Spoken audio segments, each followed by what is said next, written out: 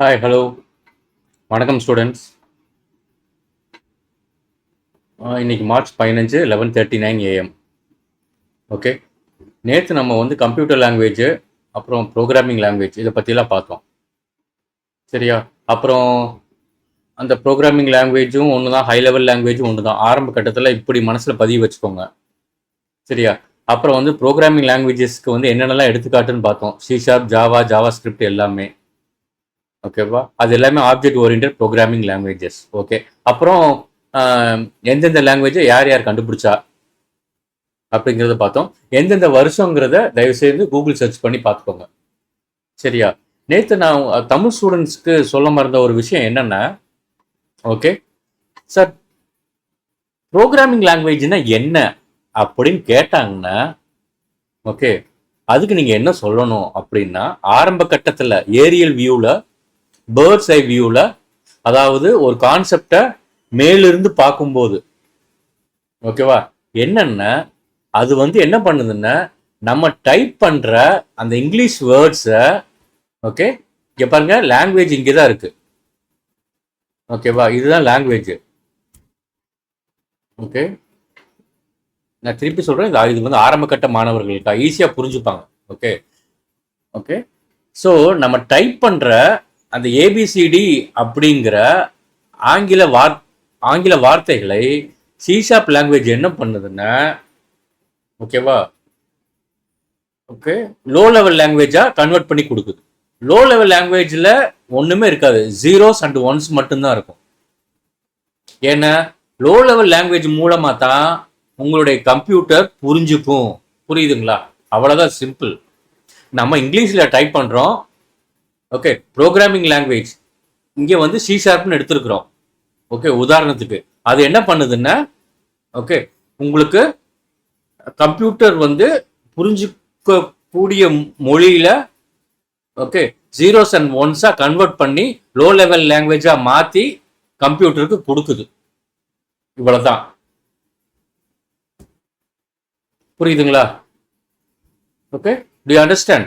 So programming language என்னன்னா, okay, நம்ம கிட்ட இருந்து, அதாவது யூசர்கிட்ட இருந்து, ஓகே, கமாண்ட்ஸை வாங்கி இல்லைன்னா ஸ்டேட்மெண்ட்ஸை வாங்கி அது கம்ப்யூட்டர் புரிஞ்சுக்கக்கூடிய மொழியில கன்வெர்ட் பண்ணி, அதாவது ஜீரோஸ் அண்ட் ஒன்ஸா கன்வெர்ட் பண்ணி லோ லெவல் லாங்குவேஜா கம்ப்யூட்டர் கொடுக்குது. ஸோ பாத்தீங்கன்னா, இந்த சி ஷார்ப்பு இது ஆரம்ப கட்ட மாணவர்களுக்காக. இந்த சி ஷார்ப்பு, ஓகே சார், இந்த சி ஷார்ப் எங்க சார் இருக்கும்? எல்லாமே உங்களுடைய சிபியூக்குள்ள தான் இருக்கும். புரிஞ்சதுங்களா? ஓகே, எல்லாமே உங்களுடைய சிபியூக்குள்ள தான் இருக்கும். ஓகே, இப்போ நான் இந்த இடத்துல ஏபிசிடின்னு எழுதியிருக்கிறேன் இல்லையா, அந்த ஏபிசிடிக்கு பதிலா, ஓகே, இங்கதான் அதை எடுத்துடுறேன். ஓகே, இங்க உங்களுக்கு என்ன இருக்கும்னா, சி ஷார்ப் ப்ரோக்ராமும் இருக்கும். அவ்வளவுதான், சி ஷார்ப் ப்ரோக்ராம். ரொம்ப பெருசா இருக்கு, அதனால இடம் பத்தாது, சின்னது பண்ணிக்கிறேன், ஈஸியா புரியும். C sharp program in English words. அவ்வளவுதான்.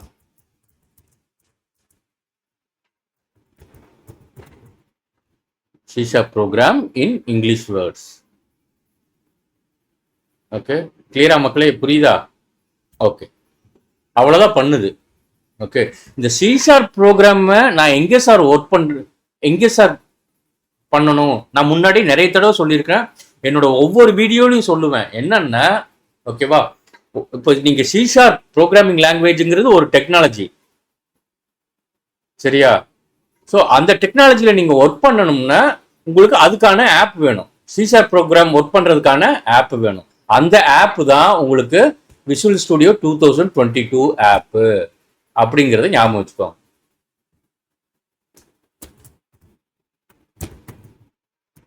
ஆப் அவ்வளோதான். நீங்கள் மொபைல் ஃபோனில் எப்படி ஆப் இன்ஸ்டால் பண்ணுறீங்களோ அதே ஸ்டோரி தான், அதே கதை தான் இங்கேயும். ஒவ்வொரு டெக்னாலஜிக்கும் ஒவ்வொரு ஆப் இருக்கு, அவ்வளோதான். இப்படி புரிஞ்சுக்கோங்க.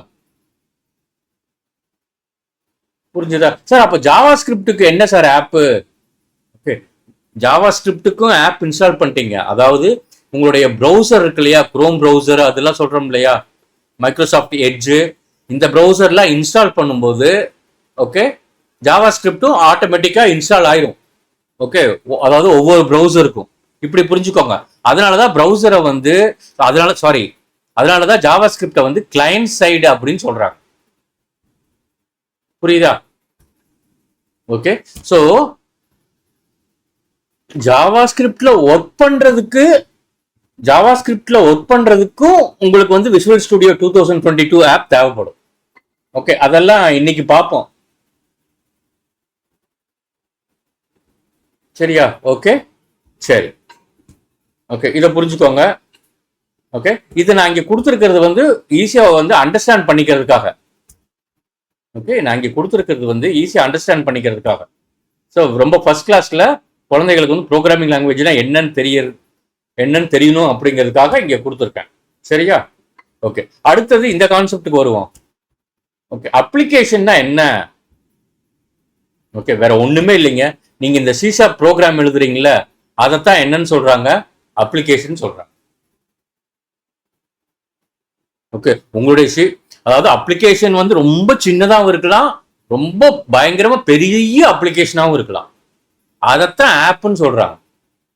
ஸோ நீங்க இப்போ வந்து மொபைல் போன்ல எந்த ஆப் இன்ஸ்டால் பண்ணியிருந்தீங்கனாலும் ஓகே, எல்லா ஆப்புமே மனிதர்களால் ப்ரோக்ராம் செய்யப்பட்ட கோட்ஸ், அவ்வளவுதான். புரியுதுங்களா? ஸோ ஒரு அப்ளிகேஷன் தான் என்னன்னு சொல்றாங்க, ஆப்னு சொல்றாங்க. அது வந்து மொபைல் ஆப்பு, அப்புறம் வந்து வெப் அப்ளிகேஷன் ஆப்பு, டெஸ்க்டாப் ஆப்பு எல்லாம் நிறைய இருக்கு. நீங்க இப்படி புரிஞ்சுக்கோங்க. புரியுதுங்களா? ஓகே, ஸோ நீங்க எந்த ஆப் இன்ஸ்டால் பண்ணீங்கனாலும் நீங்க எப்படி இங்க வந்து இந்த சிஷார்ப்க்கு ஓகே ஒரு ப்ரோக்ராம் எழுதியிருக்கீங்களோ அதே மாதிரி தான் எல்லா அப்ளிகேஷன், நெட்ஃபிளிக்ஸுக்கும் ஒரு ப்ரோக்ராம் எழுதியிருக்கிறாங்க. புரியுதா?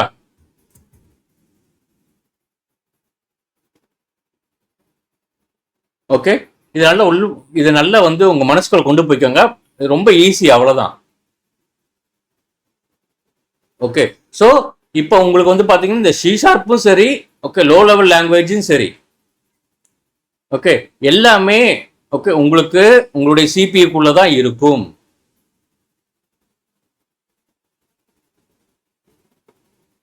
ஓகே, கம்ப்யூட்டர் லாங்குவேஜ்ங்கிறது பிராட் கேட்டகரி, அதுக்குள்ள வர்றது தான் நிறைய லாங்குவேஜஸ்.